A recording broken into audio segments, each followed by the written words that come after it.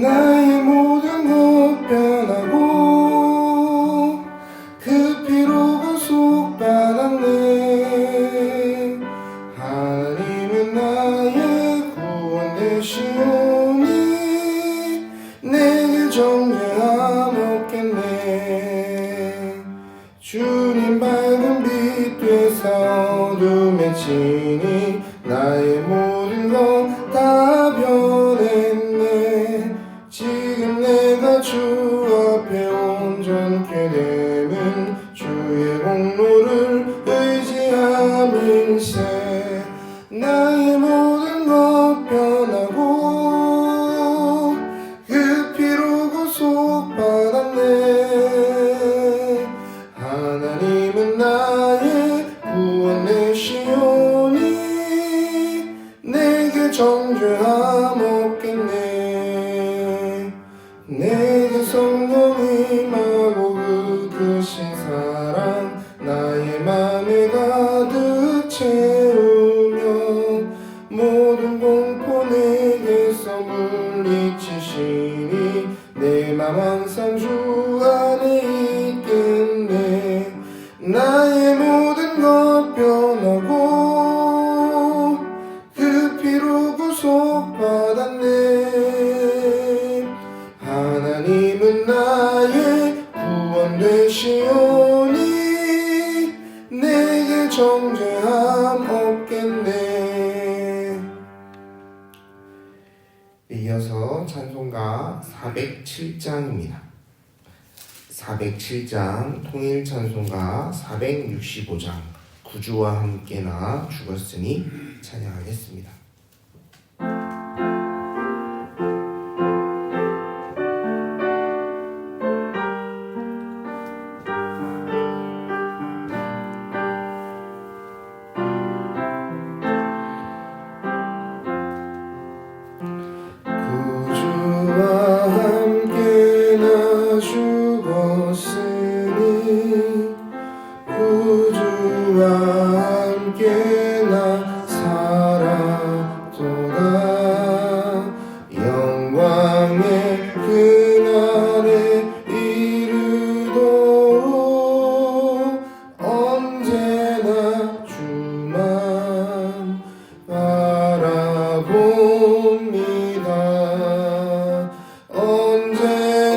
주는 날 사랑하사 언제나 새 생명 주시나니 영광의 그날에 이르도록 언제나 주만 바라봅니다. 마음속에 시험을 받을 때와 무거운 근심이 있을 때에 주께서 그때도 같이 하사 언제나 나를 도와주시네. 언제나 주는 날 사랑하사 언제나 새 생명 주시나니 영광의 그날에 이르도록 언제나 주만 바라봅니다. 뼈아픈 눈물을 흘릴 때와 쓰라린 마음으로 간식할 때 주께서 그때도 같이 하사 언제나 나를 생각하시네. 언제나 주는 날 사랑하사 언제나 새 생명 주시네.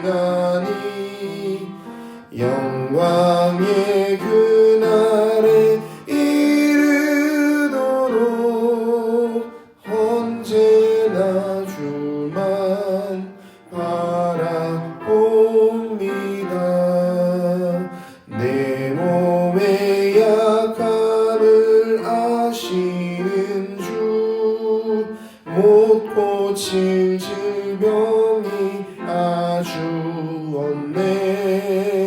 괴로운 날이나 기쁜 때나 언제나 나와 함께 계시네. 언제나 주는 날 사랑하사 언제나 새 생명 주시나니 영광의 그날에 이르도록 언제나 주만 바라봅니다.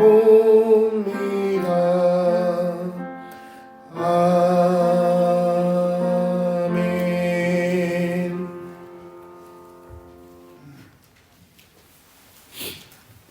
이 새벽 하나님께서 주신 말씀은 룻기서 4장 1절로 22절까지의 말씀입니다. 룻기서 4장 1절로 22절까지 말씀입니다. 한 절씩 교독하여 읽고 마지막 절은 함께 읽겠습니다.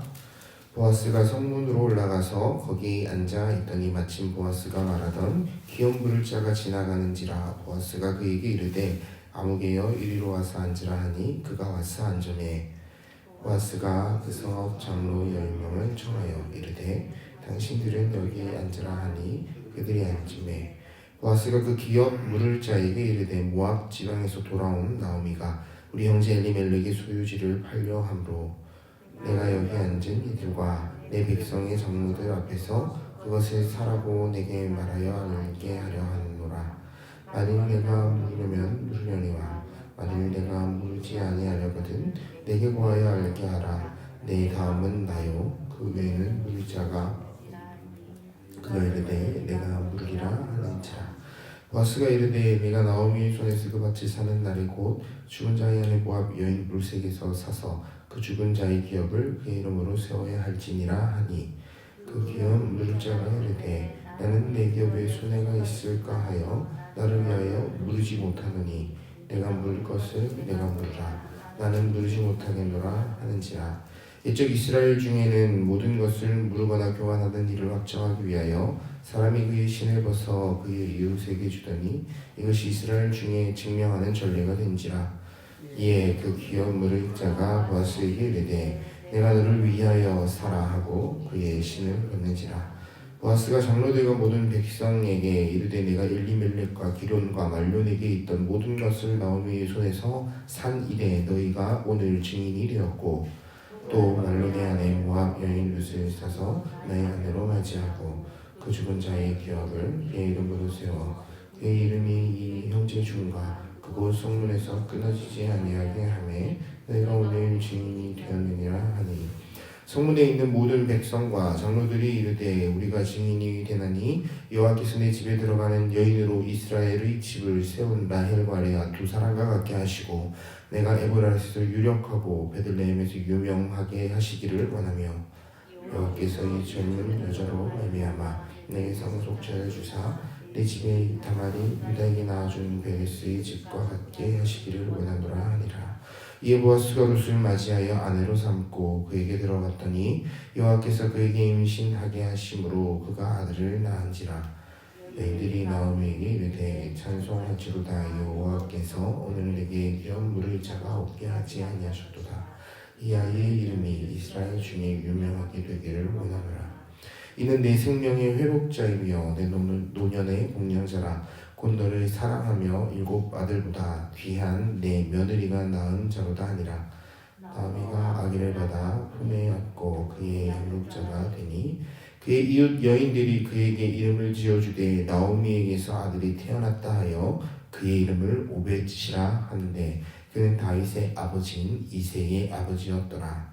베레스의 기본은 이러하니라. 베레스는 헤스론을 낳고 헤스론은 람을 낳고 람은 암미나답을 낳았고 암미나답은 나손을 낳았고 나손은 살몬을 낳았고 살몬은 보아스를 낳았고 보아스는 오벳을 낳았고 오벳은 이새를 낳고 이새는 다윗을 낳았더라. 아멘. 오늘 본문의 말씀은 룻이라는 이방 여인을 통해서 한 유대 가정의 기업이 이어지는 일에 대한 기록입니다. 어제 우리가 살폈던 사사기 17장은 한 집안, 미가의 집안 안에 있었던 우상 숭배에 관한 이야기였는데요. 오늘은 그 이야기와는 조금은 상반된 이야기입니다. 반대의 이야기라도 볼 수 있을 것 같습니다. 이방 여인 룻 그리고 엘리멜렉의 아내인 나오미와 함께 이방 지역에 있다가 돌아와서 그 기업을 물을 자를 찾던 그에게 그 여인들에게 보아스라는 자가 나와 그 기업을 물으는 과정이 오늘 본문 가운데 기록되어 있습니다. 1절로 4절의 말씀을 함께 다시 한번 읽어보겠습니다. 보아스가 성문에 올라가서 거기 앉아있더니 마침 보아스가 말하던 기업 물을 자가 지나가는지라. 보아스가 그에게 이르되 아무개여 이리 와서 앉으라 하니 그가 와서 앉으매 보아스가 그 성읍 장로 10명을 청하여 이르되 당신들은 여기 앉으라 하니 그들이 앉으매 보아스가 그 기름 물을 자에게 이르되 모압 지방에서 돌아온 나오미가 우리 형제 엘리멜렉의 소유지를 팔려 함으로 내가 여기 앉은 이들과 내 백성의 장로들 앞에서 그것을 사라고 내게 말하여 알게 하려 하였노라. 만일 내가 물으려면 물으려니와 만일 내가 물으지 아니하려거든 내게 고하여 알게 하라. 내 다음은 나요. 그 외에는 물을 자가 없느니라 하니 그가 이르되 내가 물으리라 하는지라. 이 본문을 보면은 기업을 물은다라는 표현이 있습니다. 그 기업을 물으기 위해서 성문에 있다가 지나가는 아무개를 불러서 청하여 앉으라고 이야기합니다. 이 과정이 어떻게 보면 우연의 일치처럼 보일 수도 있습니다. 그러나 이 과정은 굉장히 전통적인 과정이라고 보아야 합니다. 별것 아닌 것 같지만 이 이스라엘 백성들이 이 성문 어귀에서 판단받고 또한 판결했다는 사실을 우리는 알고 있습니다. 압살롬의 때에 압살롬이 다윗을 대신하여 성문에 앉아 다윗을 찾아오는 백성들의 말을 들어주고 그들의 마음을 시원케 하여 아버지 왕 다윗을 향하여 반역했던 그 힘을 모았던 것을 우리는 기억해 볼 수 있습니다. 이 보아스는 오늘 정식으로 이 기업 물을 것에 대해서 이 재판과 판결을 요구하고 있는 것입니다. 그렇다면 우리는 이 기업 물은다는 것이 무엇인지 또한 살펴보아야 할 것입니다. 기업은 무엇입니까? 아주 단순하게 보았을 때 이 기업은 하나님이 주신 땅입니다. 아브라함에게 약속하셨던 땅, 하나님께서 이스라엘 백성으로 하여금 정복하여 차지하게 하신 땅, 약속하셨던 기꺼이 주겠다 하셨던 그 땅입니다. 그런데 이 땅을 조금 더 깊은 의미로 바라본다면 이것은 곧 하나님의 언약이 성취되는 자리고 또 말씀이 성취되는 자리라고 볼 수도 있습니다. 그런데 우리가 어제까지 살펴보았던 사사기 시대는 이 일에 대해서 가증히 여겼던 시대였습니다. 그들은 그들의 유업으로 받은 땅, 기업으로 받은 땅 가운데에 하나님이 제하라 하였던 이방 민족들을 제하지 않았습니다.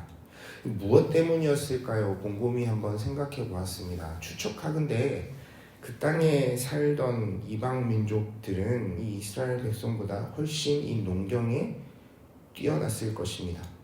그리고 그 지역을 굉장히 잘 알고 있었을 테지요. 그리고 그들에게 필요한 여러 가지 지식들을 이 이방 민족은 알고 있었을 것입니다. 또한 보기에 그들의 문화와 그들의 우상 숭배가 굉장히 매력적으로 보였을 수도 있을 것 같습니다. 그랬기에 그들은 그 이방 민족을 필요로 했던 것입니다. 요약하건대 농사를 잘 짓고 나의 곳간을 채우기 위해서 그 이방 민족을 사용했다는 소리입니다. 근데 우리가 생각해 보아야 될 것은 하나님이 이스라엘 백성에게 준 그 땅은 하나님께서 기업으로 주신 땅이지만 말씀이 성취되는 자리죠. 그 성취되는 자리 가운데 이스라엘 백성들은 하나님의 말씀보다는 내 눈에 보이는 물질에 그 마음을 빼앗겼던 것 같습니다. 미가의 집에서 있었던 일에 대해 자기 소견에, 왕이 없으므로 자기 소견에 오른 대로 행하였더라라고 사사기 말씀은 기록하고 있죠. 그런데 그 모습과 오늘 이 보아스의 모습을 비교하여 보면 조금 다릅니다. 아니, 사뭇 많이 다른 것을 보게 됩니다. 이 땅을 처리하는 그 일, 그 과정만 보아도 굉장히 신중하며 절차에 따르고 있다는 생각을 하게 되죠. 누가 알려주신 절차입니까? 바로 하나님께서 알려주신, 모세를 통해 일러주신 규례에 따른 것입니다. 민수기 27장 11절을 제가 한번 읽어보겠습니다. 그의 아버지의 형제도 없으면 그의 기업을 가장 가까운 친족에게 주어 받게 할지니라 하고, 나 여호와가 너 모세에게 명령한 대로 이스라엘 자손에게 판결의 규례가 되게 할지니라. 하나님께서 모세를 통해서 그들에게 알려준 그 규례를 따라 이들이 행하고 있음을 보게 됩니다. 오늘 본문 9절과 12절 말씀을 같이 한번 읽어보겠습니다. 보아스가 장로들과 모든 백성에게 이르되 내가 엘리멜렉과 기련과 말론에게 있었던 모든 것을 나오미의 손에서 산 이래 너희가 오늘 증인이 되었고, 또 말론의 아내 모압 여인 룻을 사서 나의 아내로 맞이하고 그 죽은 자의 기업을 그의 이름으로 세워 그의 이름이 그의 형제 중과 그곳 성문에서 끊어지지 아니하게 하매 너희가 오늘 증인이 되었느니라 하니, 성문에 있는 모든 백성과 장로들이 이르되 우리가 증인이 되나니 여호와께서 내 집에 들어가면 여인으로 이스라엘의 집을 세운 라헬과 레아 두 사람과 같게 하시고, 내가 에브라스에서 유력하고 베들레헴에서 유명하게 하시기를 원하며, 여호와께서 이 젊은 여자로 말미암아 내게 상속자를 주사 내 집이 다말이 유다에게 낳아준 베레스의 집과 같게 하시기를 원하노라 하니라. 보아스는 이 사사기 미가의 집과 달리 미가의 집은 제사장도 마음대로 세우고 자기가 보기에 기뻐했고 자기가 보기에 그를 거룩하게 했다, 이런 표현을 사용했는데요. 보아스는 그와 달리 여호와 앞에서 증인을 세우는 일에 대해서도 규례대로 따르고 있습니다. 신명기 19장 15절을 보면요, 사람의 모든 악에 관하여 또한 모든 죄에 관하여는 한 증인으로만 정할 것이 아니요 두 증인의 입으로나 또는 세 증인의 입으로 그 사건을 확정할 것이며, 이 보아스의 이 판결과 판단하는 과정, 그리고 그 기업을 무르는 그 과정 가운데에 증인을 세우는 모습을 보아도 정확하게 지켜 행하고 있다는 사실을 우리는 발견할 수가 있습니다.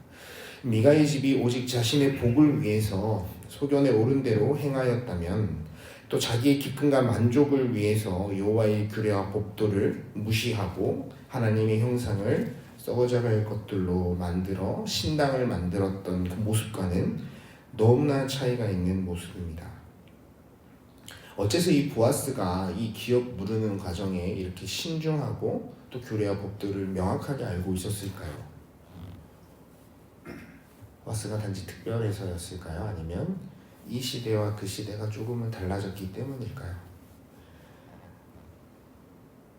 우리는 이 사사기에서 어둠과 같은 이 시대를 빛으로 밝혀줄 이에 대한 태어나심을 이야기하고 있는 그런 책입니다.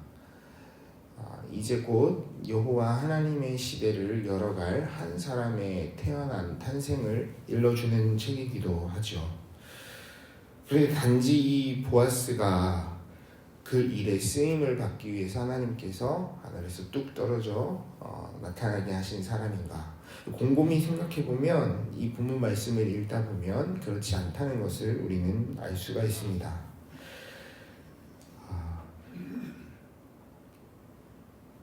제가 한번 12절 읽어보겠습니다. 여호와께서 이 젊은 여자로 말미암아 내게 상속자를 주사 내 집이 다말이 유다에게 낳아준 베레스의 집과 같게 하시기를 원하노라 하니라. 아시겠지만 보아스의 집안은 유다 지파입니다. 그리고 그는 베레스의 후손입니다. 18절에 보면 베레스의 계보는 이러하니라 하면서 베레스의 계보를 이야기하고 있죠. 그러니 이 일에 대해서 이 동네 사람들, 이 성읍에 있는 이들이 이 보아스에게 이 다말의 이야기를 꺼낸 것, 이 베레스의 이야기를 꺼낸 것은 당연한 것입니다. 왜냐하면 그 가문의 일이었기 때문이죠. 우리가 창세기 말씀을 통해서 이 유다와 다말의 이야기를 떠올려 볼 수 있을 것 같습니다. 유다의 아들 엘이 아내로 맞이했던 이가 다말입니다. 근데 엘이 악함으로 여호와께서 치셨습니다. 그 기업을 누르기 위해서 또 동생 오난에게 이 다말과 함께 동침하라 하죠. 그러나 여호와의 명령과 규례에 따라 그 기업을 누르고 그 씨를 이 다말에게 주지 않습니다. 그랬기에 여호와 하나님께서는 그의 동생조차 치셨죠. 그랬더니 다말에 대해서 이 시아버지 유다는 조용히 끊고자 하였습니다. 떠나가라고 이야기합니다. 그런데 이 여인은 이 시아버지가 기생을 찾아올 때를 기억하고 기생으로 있다가 그와 함께 동침하며 그에게서 증표를 취득합니다. 그리고 태어난 쌍둥이가 세라와 베레스입니다. 그렇게 태어난 가문이죠. 어떻게 보면 죄 가운데에서 태어났습니다. 하나님이 기뻐하시지 않는 모습으로 그 대를 이었습니다. 그런데 우리는 또 한 가지를 기억해야 될 것이 무엇이냐면 그들이 그 죄악된 모습에서 돌이켜 이제는 그 일에 대해 신중하고 하나님의 말씀에 명확하게 따르고 있다는 사실입니다. 예수님의 족보를 보면 이방의 여인들이 등장하죠. 그리고 하필 왜 유다의 족보일까? 왜 이 다말 베레스와 이 세라와 베레스 중에 베레스의 집안을 따라 예수가 오셨는가? 신학자들은 수많은 이야기를 합니다. 그러나 한 가지 분명한 것은 죄가 많은 세상 가운데 주님은 빛을 허락하기 위해서 오셨다는 사실입니다. 우리를 통해서 주님은 이 세상에 다시 한번 예수 그리스도의 오심을 통하여 하나님께로 많은 이들이 돌이키는 빛과 같은 일들을 기대하고 계시는지 모르겠습니다. 이 보아스의 자손에서 오늘 21절과 22절을 보면 살모는 보아스를 낳았고 보아스는 오벳을 낳았고 오벳은 이새를 낳고 이새는 다윗을 낳았더라고 기억하고 있습니다. 하나님께서는 이 보아스의 가문을 그 죄에서 돌이켜서 하나님께 경외하고 하나님의 말씀대로 행하기를 위하여 수없이 애를 썼던 그들의 모습을 기뻐하셨던 것이죠. 그리고 그들의 가문 가운데에 이 세상의 구원자 되실 예수 그리스도를 허락하신 것이 아니겠습니까? 우리를 죄에서 구하기 위해 오신 예수님은 그 족보를 통해서 이 한 가정을 통해서 주님이 우리에게 무엇을 요청하는지를 또 보게 하고 있습니다. 한 가정이 온전히 하나님 앞에 섰을 때 하나님 그 가정을 기뻐하셨고 그 가정을 통해서 다윗과 예수 그리스도라는 이름을 허락하십니다. 우리는 예수님 앞에 나왔던 끌려 나왔던 죄가 많았던 가늠한 여인을 기억해 보아야 합니다. 많은 이들이 돌로 치려 할 때 주님은 죄 있는 자가 돌로 치라고 말씀하셨습니다. 그러나 그 가늠한 여인의 죄가 없어진 것은 아닙니다. 주님께서는 그 가늠한 여인에게 이렇게 말씀하시죠. 가서 다시는 죄를 짓지 말라. 오늘 주님의 보좌로 나아가기 위하여 준비하는 귀한 날입니다. 이 하루를 시작하면서 우리가 다시 한번 기억해 보았으면 합니다.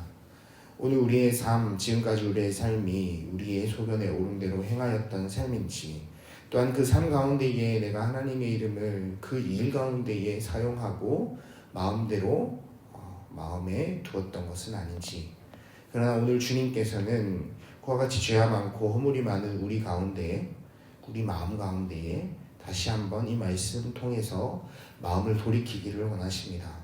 하나님 마음, 하나님의 사랑을 본받아 세상 가운데 예수의 증인이 되라고 요청하십니다. 내일 우리가 함께 성소로 올라가 하나님을 예배하고 또한 목사님 통해서 주시는 말씀을 받아 다시금 세상으로 나아가 살아갈 힘을 얻는 귀한 날 되기를 원합니다. 영과 진리로 예배를 사모하는 마음 가지며 오늘 이 하루 살아갈 수 있기를 함께 기도하겠습니다. 시간 한 번 더 기도하며 주님 앞에 나아갈 때 귀한 날 우리에게 허락하여 주셨는데 우리가 미가의 집처럼 주의 이름을 망령되이 사용하지 않기를 원합니다.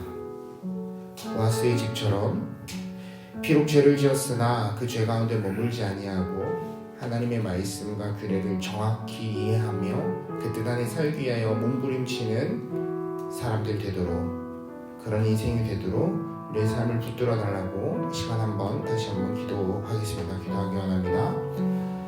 아버지 하나님 은혜를 더하여 주시옵소서. 아버지 하나님 사사기의 시대를 지나 요새 시대로 넘어옵니다. 하나님 그 어둠과 같은 시대 가운데에 한 줄기 비가 같이 다윗의 이름을 허락하셨는데 하나님 그 허락하신 그 이름을 통하여 기록된 말씀, 하나님 오늘 이 한 가정의 이야기, 하나님 우리를 통하여 이 세상 가운데 무엇을 하기 원하시는 주님의 마음이 아버지 담겨있는 말씀이라고 생각합니다. 하나님 우리에게 이 마음을 허락하여 주셨으니 오늘 말씀대로 행하는 날 되기 원합니다. 주님 우리가 다시는 죄를 짓지 않기를 원하시는 주님께 우리가 주님 마음을 온전히 드리며 우리가 주님 기뻐하시는 모습으로 이 하루를 살아내기를 원합니다. 주님 우리와 함께하여 주시고 하나님 주를 준비하는 귀한 날 하나님 우리가 우리의 입술을 지키게 하시며 우리의 마음을 지켜 행하게 도와주시옵소서. 주님 함께 예배하는 그 귀한 성소의 자리를 기대하게 하시고 그 예배 가운데에 하나님 우리의 고민과 근심, 죄악된 모든 것들 내려놓고 하나님 앞에 내려놓는 귀한 시간 될 수 있도록 은혜를 더하여 주시며 하나님 우리 마음에 뻥 뚫린 자리 주님의 사랑으로 가득 채워 다시금 세상을 향할 수 있도록 은혜를 더하여 주시니 아버지 하나님 그 예배를 사모할 수 있도록 우리를 축복하여 주옵소서. 계속해서 기도하실 때 내일 있을 주일 예배와 말씀 전하실 담임 목사님 위해서 기도했으면 합니다.